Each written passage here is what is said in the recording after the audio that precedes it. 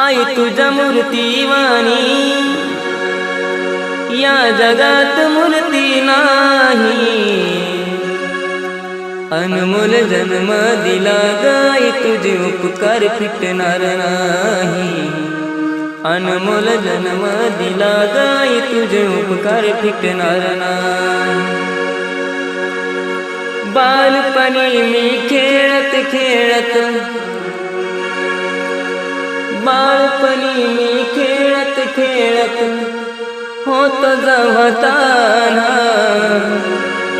अमृताहुनी गोड पाजलास पान। अमृताहुनी गोड पाजलास पान।